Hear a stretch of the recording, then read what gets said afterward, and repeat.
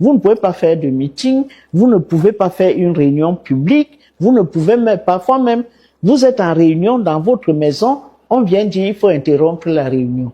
Alors, qu'est-ce qu'ils fabriquent maintenant? Ils disent qu'il y a un langage de haine. Je dis quelle haine?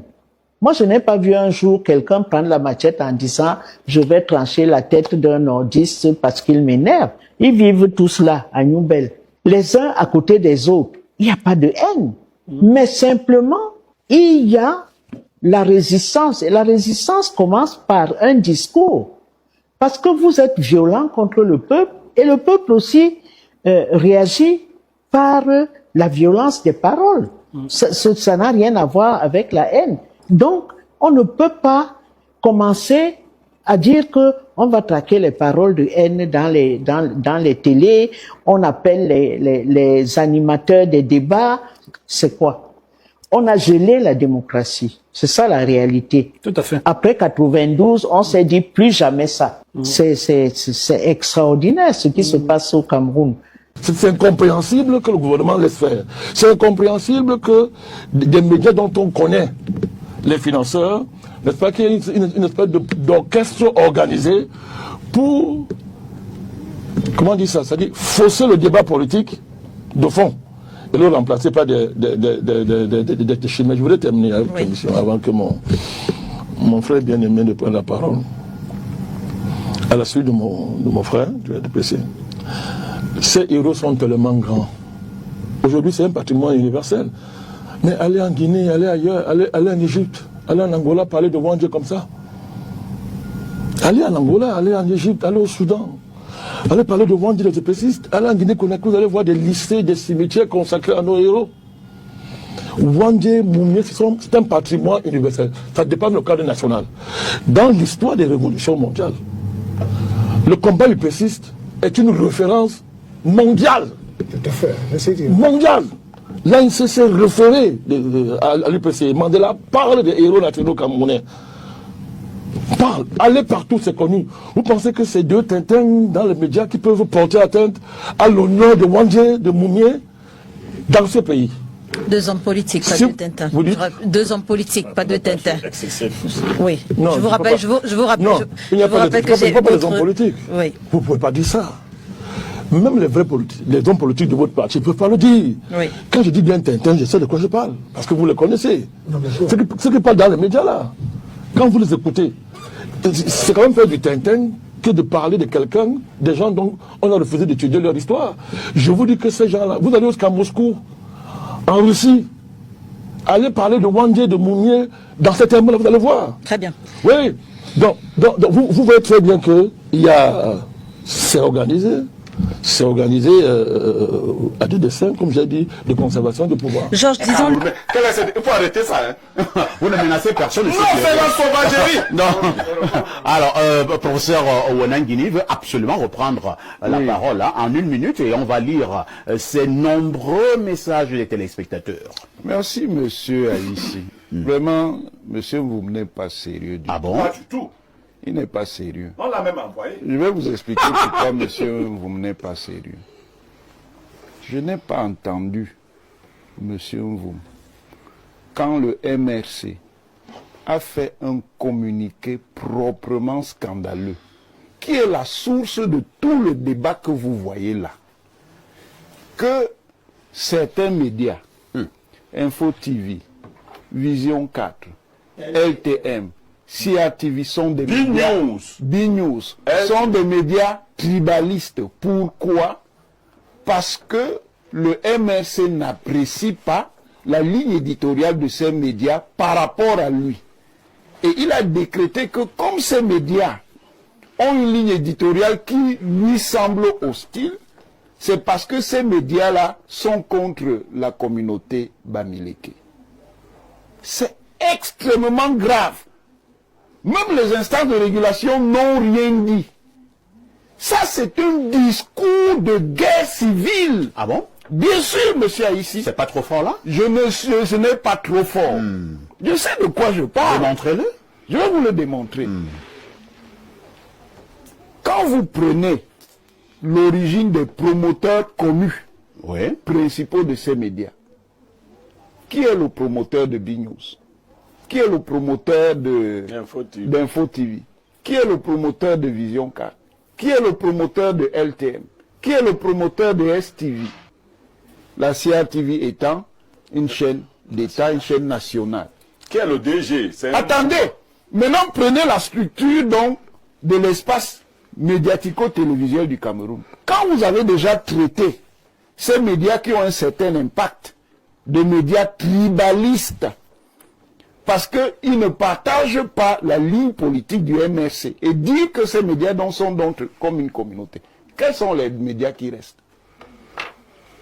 Equinox et Canal 2. Vous voyez le jeu vicieux et pervers qu'on est en train de faire. Vous êtes vraiment dans la démonstration là. Oui, vous voyez le jeu vicieux qu'on est en train de faire. Ça c'est bien. De deux, les gens qui ont une sensibilité d'opposition, qu'est-ce qu'ils ne disent pas de Paul Biya du RDPC dans ce pays? Vous avez déjà entendu un RDPCiste dire à quelqu'un qui critique le président Biya ou le RDPC qu'il est tribaliste? Mais essayez de critiquer le MRC. Dès que vous critiquez le MRC, on dit que vous êtes tribal. Ça veut dire quoi? Le MRC, c'est donc un parti tribal pour que toute critique, sans examen de son contenu, soit considérée comme une critique tribale. C'est un jeu extrêmement dangereux. C'est eux qui ont créé cette polémique parce que les débats qu'on organise là sont venus après. Pour revenir maintenant sur ce que M. Elimbi Lobé dit,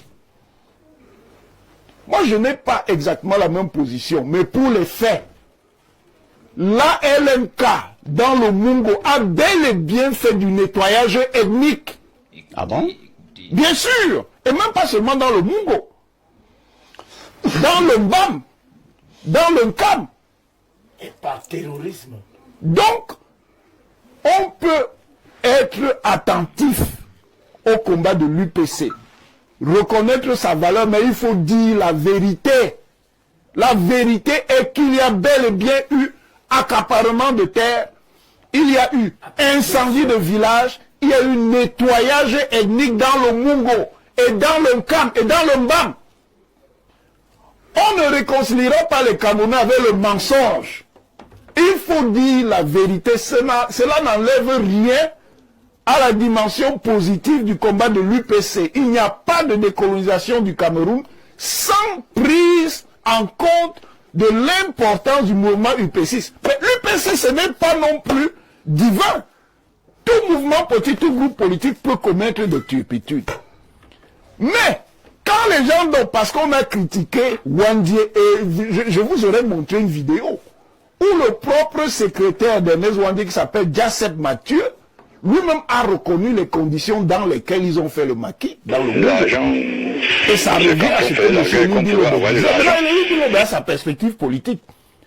Tout ça pour dire quoi? Pour dire que les sources de ce qu'on appelle le discours de haine. 1. L'ignorance. 2. L'intolérance. Et paradoxalement, monsieur, ici, l'intolérance vient de beaucoup de milieux dits d'opposition.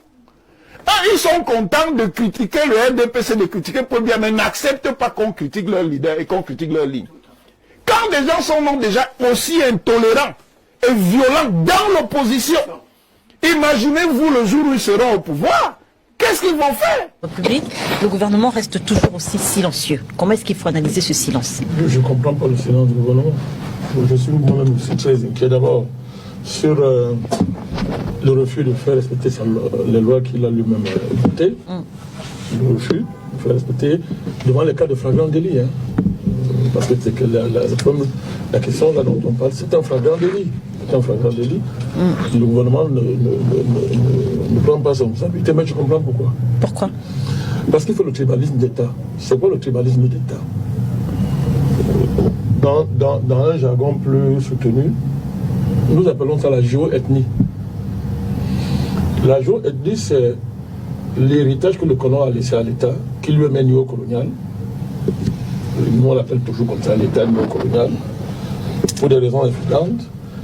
Le colon lui a laissé un héritage consistant à hiérarchiser les tribus et à les organiser dans le sens de diviser pour mieux régner ou conserver le pouvoir. Donc, à la veille d'une élection présidentielle comme celle-ci, on est à la veille, on est à quelques mois, l'État est très à l'aise qu'on allume le feu géoethnique. Je ne dis pas que c'est un État tribaliste. Attention, on confond les choses. Je suis bien clair. On ne peut pas gouverner le Cameroun en s'appuyant sur c'est pas un État tribaliste. J'ai dit géoethnie, la géoethnie. Donc, c'est très facile pour évacuer les vrais débats de fond, de laisser mettre sur la table les questions comme le tarot tribaliste. Puisque c'est évident que ça fait, d'ailleurs, à la faveur de ce débat, et mon ami du LPC, il comprend ça très bien, à la faveur de ce débat, qui a profité à la fin, de manière objective? Tous ceux qui sont joués à ce jeu-là, qui a profité à la fin? Ben, c'est M. Biya. Objectivement, c'est lui qui en profite, puisqu'il apparaît à la fin comme le garant de l'unité nationale. C'est ça l'objectif. Et quand je parle de tribalisme d'État, des jeux ethniques, vous allez voir que les notions d'autochtones d'allogènes, dans les années 90, 93, de minorités, le fond, c'est quoi? C'est quoi le fond? À la fin, l'État, on nous dit, écoutez, à défaut de nous conserver, vous aurez le chaos. Donc pour éviter le chaos, il faut, regardez, le seul garant du chaos, c'est nous. Et maintenant, les mêmes gens qui sont derrière cette affaire, au niveau de l'État, eux-mêmes ont déjà anticipé la succession du président, qui est bon, ok, on est derrière lui jusqu'à la fin, mais en fait, c'est nous qui allons prendre le pouvoir. Vous ne voulez pas le chaos, n'est-ce pas? Faites avec nous. C'est l'instauration de la peur. On crée une peur pour justifier l'injustifiable. C'est de ça qu'il s'agit. C'est ça le silence de l'État. Parce que c'est le flagrant délit. Est-ce qu'on peut expliquer pourquoi on refuse d'appliquer la loi? C'est pas la première fois. Les mêmes gens qui soutiennent celui qui a appelé Wandé bandit, parce que je pense qu'il n'est même pas digne qu'on prononce son nom ici, les mêmes gens qui le soutiennent, ils le font dans des médias financés par les barons du pouvoir. C'est connu. Ces médias-là sont financés par les barons du pouvoir. Et on déroule le tapis rouge. Et c'est-à-dire les mêmes gens qui disent que, à cause de prétendues exactions, il est bien prétendu, parce que ce n'est pas il n'y a aucune démonstration, aucune preuve qu'ils mobilisent, ils mettent sur la table, à part des bouts de papier qui ne signifient rien, n'est-ce pas? Et à la suite d'un certain général, qui lui-même continue à appeler les patriotes de bandits, de terroristes, et c'est cela, je parle du général Semengue, le dit, c'est pas vous menacez, c'est un fait, il a dit, d'ailleurs c'est chez vous ici qu'il a dit, n'est-ce pas? Ces mêmes gens ferment les yeux sur le fait que l'État camerounais, là, est-ce que les crimes de certains militaires camerounais peuvent nous pousser à dire que l'armée camerounaise est criminelle, est une armée criminelle? Est-ce que tout ce qui se passe dans le Nozo, au niveau dans le Nozo, quand vous allez dans ce coin-là, vous voyez aujourd'hui l'émergence de beaucoup de villas neuves, des duplex, de belles maisons. Quand vous allez, on vous dit que non, ça provient du Nozo. C'est-à-dire qu'il y a les gens qui se sont enrichis à la faveur du Nozo. Est-ce qu'à cause des actions de l'armée dans ce point-là, on peut dire que le combat pour l'unité nationale et l'intégrité du territoire, que c'est un combat criminel? On peut franchir ce pas. Mais les gens qui ont fait semblant de faire chorus avec ce prétendu défenseur autoproclamé d'une cause communautaire, on passe le temps à justifier cette thèse-là en convoquant ça. Les crimes rituels qu'il y a eu dans ce pays, tous les crimes non lucidés qu'il y a eu dans ce pays, est-ce que ça peut pousser quelqu'un de sensé à dire que le président Biya c'est un criminel? Est-ce que quand les militaires tuent, on va dire que le président Biya c'est un criminel? Peut-être le chef de l'armée, chef suprême de l'armée, c'est ce qu'on dit. On va dire que c'est un criminel.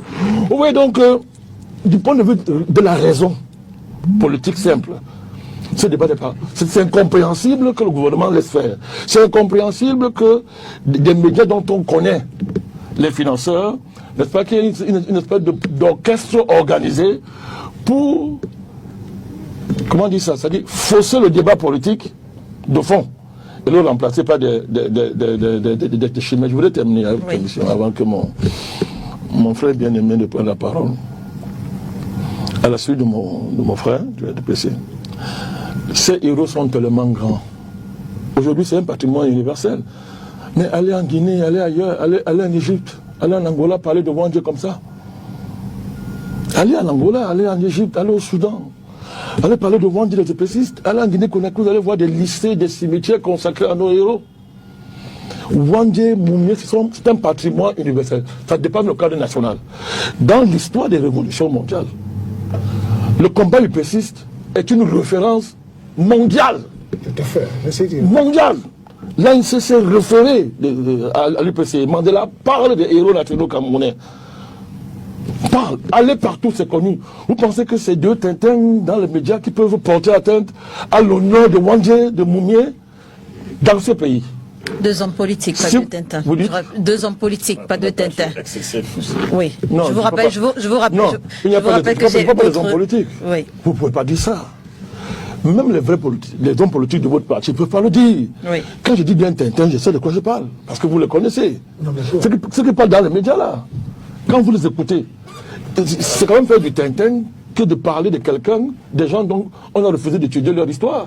Je vous dis que ces gens-là, vous allez jusqu'à Moscou, en Russie, allez parler de Wandji, de Moumie, dans ces termes-là, vous allez voir. Très bien. Oui, donc vous voyez très bien que c'est organisé à des dessins, comme j'ai dit, de conservation de pouvoir. Georges, disons